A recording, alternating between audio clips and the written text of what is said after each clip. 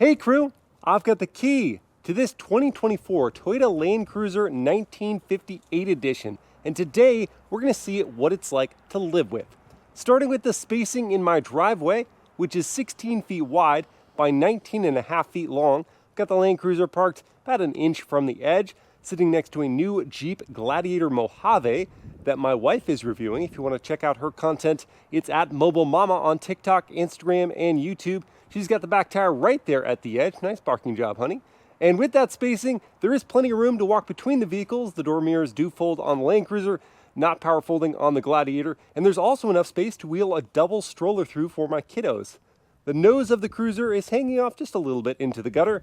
And at the back of the truck, I've got lots of space here, even enough to walk in front of the hedge on the way to my front door. When first hopping inside the Cruiser with the key fob in my pocket, I can just put my hand on that door handle to unlock the front doors and unfold the door mirrors, but keeping it there actually unlocks the rear doors as well. And this is one defined notch of door opening. That's two, but I'm so far away from the Gladiator, I can swing it all the way out, giving me a great access point to the truck. And I do have some optional rock sliders here that I suppose you could use as steps, but it's not really necessary for an adult. The truck isn't that tall. There is a grab handle here to sling myself on in and close up that door. Hello cabin crew, thanks for joining for this day in the life in the 24 Toyota Land Cruiser 1958 edition. Now in this video, I want to see if this newer, smaller Prado Land Cruiser is easier to live with than the older 200 series larger Land Cruiser. The first thing I want to do is show you where I've stashed the items I bring with me. My smartphone is sitting in this smartphone shaped tray. It's not a wireless charging pad, that's only on the upper trim levels, but it holds it fine. Inside the second cup holder, I've got my wallet and sunglasses because there isn't a sunglass storage bin up top and there's not really other great small item areas here. I do have a cubby here in the door, but that's where my arm rests. Inside the console, that is a big area, and I've got my GoPro accessories in here, along with my 32-ounce water bottle and a granola bar. So, yeah, I've got space for everything I need. Starting up the Land Cruiser.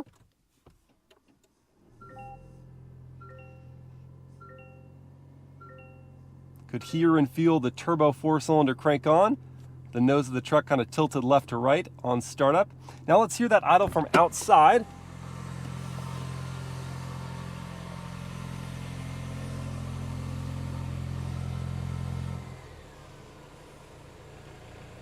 So initially you have a deeper rumble, but then it settles down. It's not going to upset any neighbors at all. Throw on my seatbelts, click it back into drive, release the parking brake, and roll on forward. And I do have those curb ramps for clearance of lower profile cars. Not going to be an issue here for the Land Cruiser.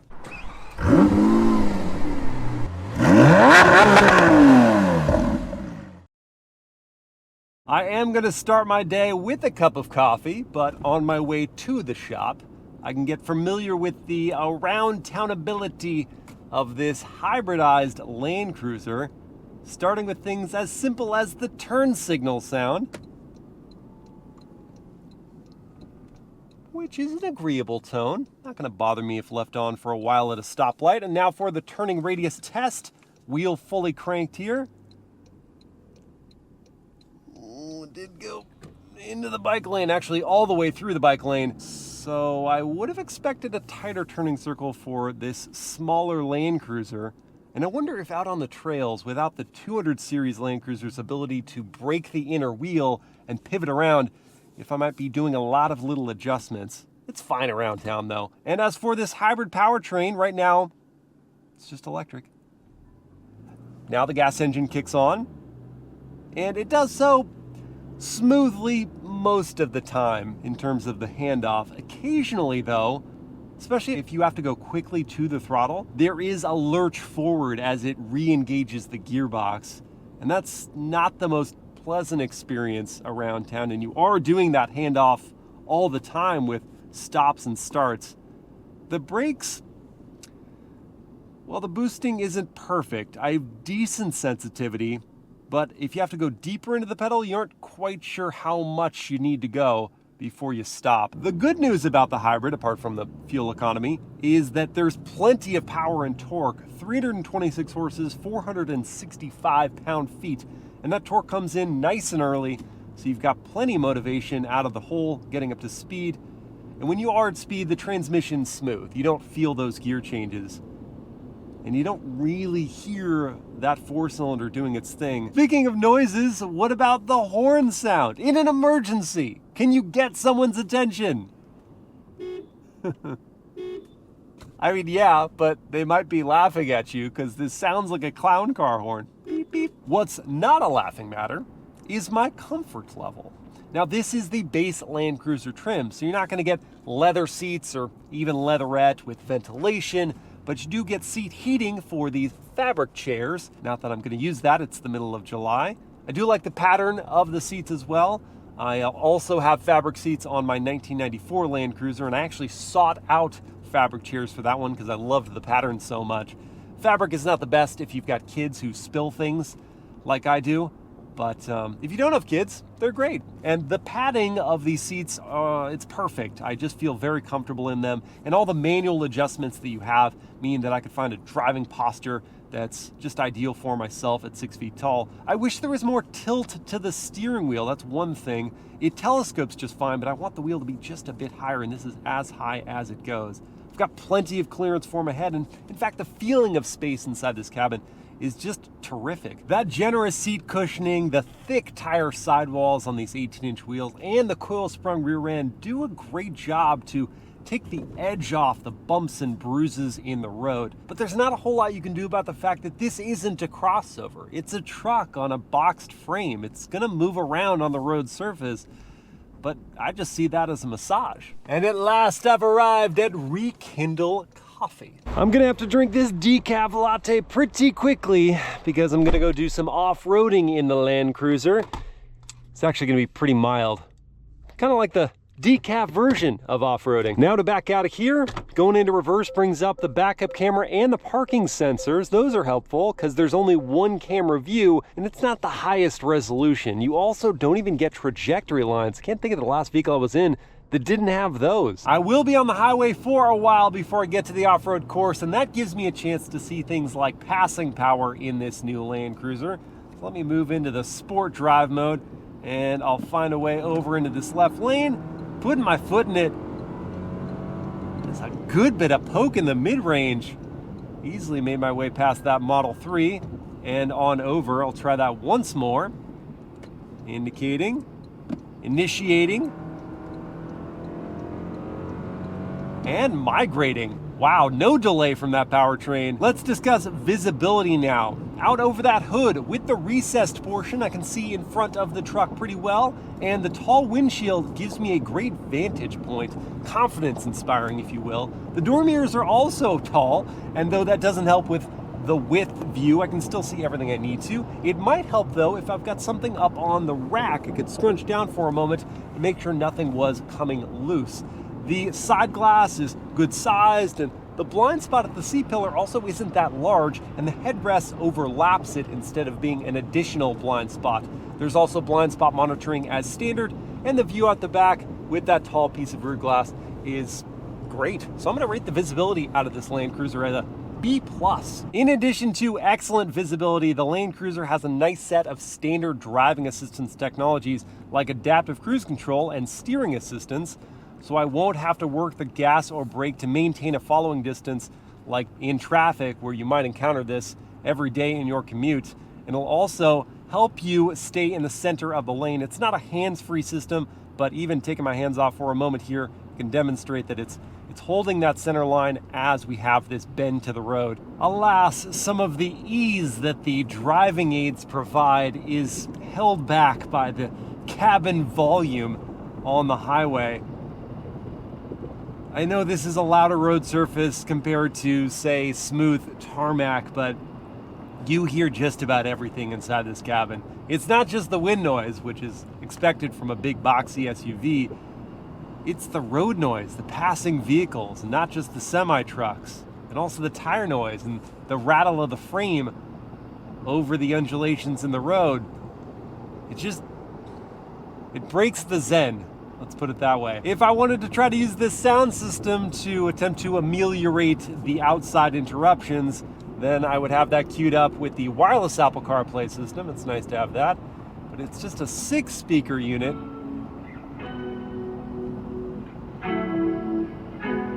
really got to turn up that volume dial.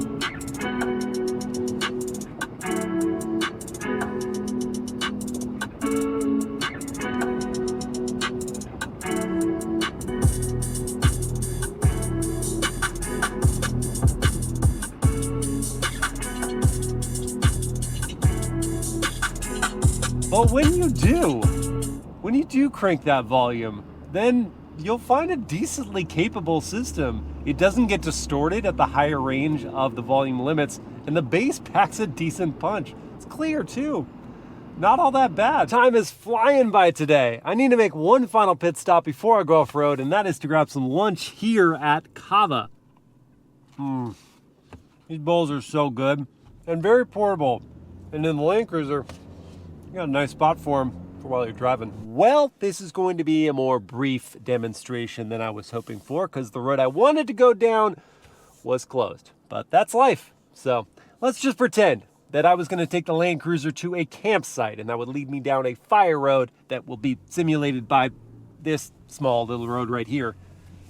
I would go down it slowly and enjoy the compliance of that suspension, the confidence of the four-driven wheels, and the narrower body of this new Land Cruiser compared to the bigger bodied 200 series.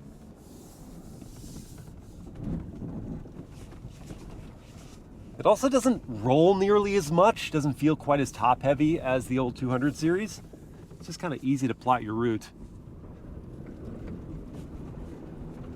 Just a little more quickly now. Slowing for the gully. Picking it back up.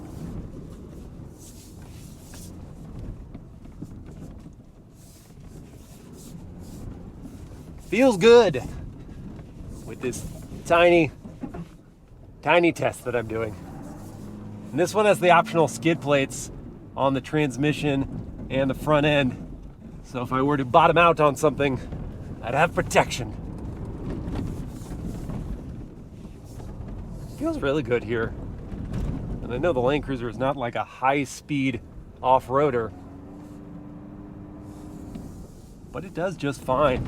And that torquey hybrid powertrain is happy to deliver the motivation. Now let's do something a little more within the Land Cruiser's wheelhouse. Low-speed technical maneuvers. And that's going to mean I'll need to go into four-wheel drive low. And once that transition happens, I'm also, total overkill here, I'm going to lock up both the center and the rear differentials so that I don't waste any power, not even an ounce, to a tire that doesn't have grip. Those are locked up, and here we go. Already I'm wishing for the surround view camera system that you can get on top tier cruiser trims, because all I've got are those parking sensors, and they're mostly just annoying, so I'm going to mute them as I ascend here. Just having to feel things out. Can feel the slipping happening in the back, and then it's just going to shuttle the power over.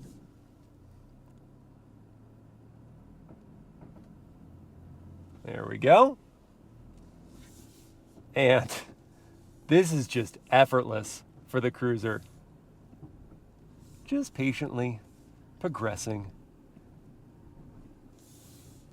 And here we are. Let's say this was a really steep grade, which of course it's not, and I was worried about tires slipping on the way down it. Well, I could use the downhill assist control / the crawl control, and then use this dial to adjust the speed at which I descend. I can also use this going up a hill, and that's where the crawl control comes in, just if I didn't trust myself. Here we go. Not going to touch that throttle at all. Just going to let the truck scurry up on its own. Just worry about the steering. And with the shorter overhangs and just the narrower body of this new Land Cruiser, you just feel like you could take this truck more places than you could the 200 series with more confidence. So go on, take the cruiser to the campsite. Take it to Moab, depending on your skill level. Take it to the barber. Barber, what are you talking about? Yeah, the barber. I'm gonna cut off all this hair. It's time. And that means a visit to my pal Austin at his barber shop here in Costa Mesa called Cut. spelled like the keyboard shortcut Control-X. Austin's a cool dude. Austin also has a cruiser of the FJ variety. See what I mean? Such a beast. Hello, my friend. It's going well. Just admiring your cruiser outside. Yeah. You gotta go look at mine later. Yeah, I want to see that. Let's do it. First, haircut. Well, Austin liked the cruiser and I liked my cut. Today we're gonna get into the practicality and family friendliness of this Land Cruiser, and I'm going to start with a bike ride. So I need to get my bike into the back, and on this base 1958 edition, the tailgate is not powered, so you do have to muscle it up a little bit, but when it's all the way up on those struts, it's high enough that my head clears at 6 feet tall. In the cargo area, because the batteries for the hybrid system are underneath the floor, it does raise up that floor, so lifting items into the back requires a little bit more effort, and you don't have quite as much volume as if the floor was more recessed. And even though we don't get a third row of seats in the US, we still get cup holders and USB-C ports on either side, which could be used for tailgating. And if you're taking the Land Cruiser camping, as my family would, then the hybrid system means you have a 2400 watt AC outlet, which is enough power for just about anything I can think of. A cooktop, a blender, you name it. Now to get the bike in the back, I am gonna need these seats folded, and I can reach in here and let the seats go, but they're gonna kick all the way up. So I'll have to go open the doors to bring them back down for a flat floor. Well, I suppose I should say flatter floor, because there's still 3 inches of drop off from the seat back to the cargo area in the back. Now to get the bike in, that was still pretty easy. Even with the raised floor and the front tire attached, I think you could get 2 bikes in with the front tire still on like this, or detach the front tire and get 3, maybe even 4 bikes like this. All right, let's go ride. And in case you're curious, at least with just 1 bike back there, that excellent visibility isn't compromised at all. Now I'm curious how quick this truck is gonna get to 60. So I've got a real world 0 to 60 test primed up, race box set up to record. I'm in the sport drive mode, holding my foot on the brake, pinning the throttle, building up the revs, letting it go.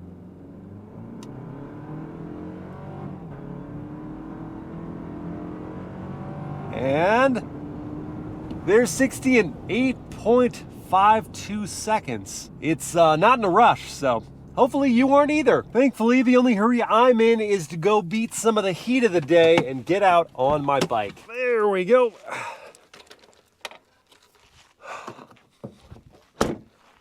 Oh, forgot everything else inside. Well, I don't have to open up the whole tailgate. I can just lift up the glass and grab what I need.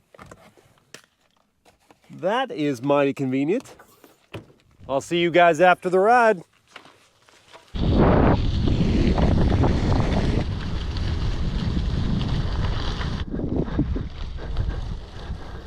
Oh, that was brutal. In these mid to high 80-degree temps, come on. Why didn't I just go surfing this morning? Whew. One thing's for sure, in addition to being exhausting, that ride built up an appetite. So I'm gonna go grab Mobile Mama and we're gonna go get some lunch. Hey, mamas! I didn't expect that. I know, that's why I did it. Welcome to the Land Cruiser, Christina. I have the loan before you have the loan, so you're gonna have a lot more time in this thing. Yeah, I'm excited. So I'm just gonna go ahead and force you to tell me what you think about the interior after having about 5 minutes in it. First off, it's roomy up front. Yeah. But I'm noticing lots of plastic. That's fair. Yeah. Lots of plastic. And the gloss black like is a no-go. Everywhere. Oh yeah. You didn't see that? I didn't even notice that up there. Wow. Yeah. Yeah, everything's obvious. What do you think of the fabric seats? I like them. They're comfortable. Yes, wow, They're I'm not going to be the best with kids because you're going to get stuff spilled on them. But at least they're dark. Yep.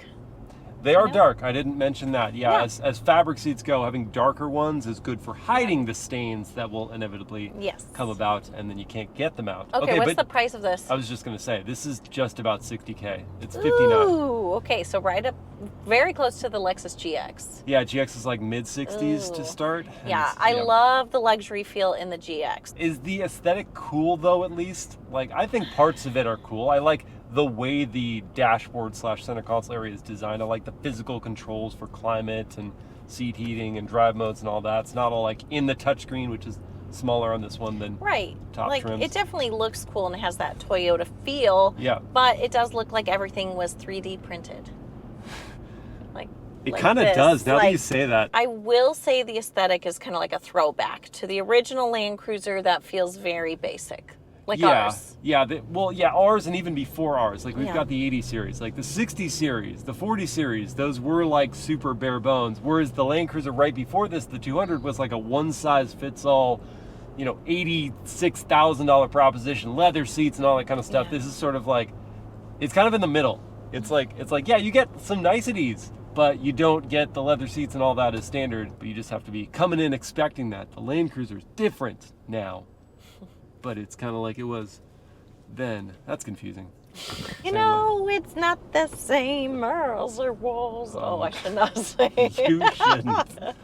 I mean, we try it in pretty much every video, it's but not the same as it was. it is. But it is. But it is. Oh no. I shouldn't sing either. Would you looky there? It's the new Kia Carnival. You just flew to Detroit for one day to go film that. Yes, but mine was the hybrid. Oh. Yeah. Okay. That's the hybrid right there. It says HEV. Oh. So that's it. Well, so I could have stayed here and filmed it. You could have. Yeah, totally. That's a family-friendly vehicle. We're It gonna got good views, so. did get good views. We're going was to find worth out if this is a family-friendly vehicle a bit later. I don't want to freak you out, but we are going to try something new for lunch. We just do the same places all the time, and today I was like, let's really take a stretch here. So you may like it, you may not, Oh no. but just gear up for something new. What? Drum roll, please. It's called Pacific Edge. I was like, I can see that it's the same spot we Every always time. go to. Every time. It's good every time. It's consistent. We love It's it. true, we love consistent. Just like the Land Cruiser. So of course we got the usual at the usual restaurant, poke bowl and cod salad, but I felt guilty for not doing anything different. So I at least got us pork buns. Wow. They look really good. Yeah. Let's dig in. Okay, we're back in the Land Cruiser and we are gonna install car seats back here in the back seats, but first I wanted to see what it's like for adults. So I'm behind my own seat at 6 feet tall. I've got knee room. You of course have knee room as well. There are foot pockets to slide our feet under, but thigh support could be better. The seats are comfy back here too though. Nice big map pockets, that's rad. And air vents up top. Yep. Always love Center to see that. armrest with cup holders. Center armrest, that's great. And even a third zone of climate, along with 2 USB-Cs and a DC. That's not bad for a base trim. I mean, yeah, but for the price, I expect that. Yeah, that's fair. Oh, this fly. It's our nemesis. He's gone, he heard me. I was upset with him and now he's gone. Okay, so it's good for adults. And I mean, okay, in the middle seats, there's that drive shaft hump. Yeah, You'd have to see. share foot pocket Oh, room with boy. me. This wouldn't be great for 3 adults. So let's talk about the car seat setup. We've got, Let's do Let's it. gosh darn it. Okay, go ahead, just tell us in You a gotta lift normal up this flap, voice. which we're not fans of because it just. Well, it looks cool. It looks good, but it keeps What, falling flapping down? Yeah, like. So when you're installing, it could be gonna be- irritating? Yes. That's what you're saying? Okay, yes. But okay. underneath you have your 2 sets of lower latch anchors, Yeah. and then you've got 3 tethers on the backs of the seats. Which is standard, Pretty. but glad to see it. Pretty standard. Also, if your kids are old enough, then I guess, as I said before, you can use the rock sliders to maybe step up and the grab handle to get in. So what about that install? Was good or not good? It was very easy, but this door does not open very wide. Yeah, it's like maybe 60 degrees of opening. I Yeah. want like 80 to 90. That would be ideal. Right. But But we- other than that, very easy to install. Yeah, same. I mean, same for me. I wanted a bigger opening space, but I still got it in pretty easily, and it was real nice to get access to that tether back there, adjusting headrest, and I could easily like reach my arm over and cinch it down. So that's a nice secure fit. And yeah, this is behind my own seat, and my daughter's gonna have plenty of leg room. But we need to have you go sit in that seat and see what the legroom sitch is like for you. Slide it on back manually. There you go. Keep going, and that's probably gonna do it. That's it. There we go. And you're Okay. clear. Yeah. It's good. Good. Back angle's fine. Back angle's good. All right. So it is family approved. Random side note that I forgot to include at some point earlier, and I'm reminded of it because it almost happened again. This Meteor Shower paint job looks cool enough. Probably not my favorite of the Land Cruiser colors, but it especially wouldn't be my favorite because for whatever reason, this color is like invisible to people. People do not see you, at least that had to be the case for the last 3 people who almost drove into me. And I kind of understand it because it sort of blends in, especially if you live in suburbia where there's a lot of concrete buildings and the roads look similar color. You just blend in. And so people just look, and if they scan and for whatever reason you're blending in, they don't see you when you drive into you. So I would choose a different color. And I'd say it's just about time to put some fuel in this 17.9 gallon tank, and the EPA rates the Land Cruiser at 22 mpg city, 25 on the highway, and 23 combined, which would give us a fuel range of 412 miles. But over the last 150 miles or so, I've been averaging just about 18 miles per gallon. And at current fuel prices of $4.95 for 91 octane fuel that is required with this powertrain, it's gonna cost me about 87 bucks to fill this tank, and I do not have the benefit of capless fueling. Well, crew, at the beginning of this video, I pondered whether this new 250 series Land Cruiser was better to live with than the old 200 series. And after spending some quality time behind the wheel, there are a few things that jump out as improvements. The smaller dimensions aren't just great on tighter trails off-road, they make this new cruiser easier to maneuver around town. The hybrid powertrain does help out fuel efficiency over the outgoing V8. The extra mid-range torque is terrific for highway passing. And standard driving aids plus good visibility give families confidence. Not everything is an upgrade though. The handoff of gas to electric power can be clunky at times. This 250 series definitely doesn't feel as well insulated as the 200 series, so it's a lot louder on the highway. Furthermore, small and large item storage is lacking compared to the 200. But ultimately, this 250 series' much lower starting price makes the cruiser more attainable for more families, and it remains a comfortable, capable rig. I hope you guys have enjoyed this day in the life, and I will see you again next time.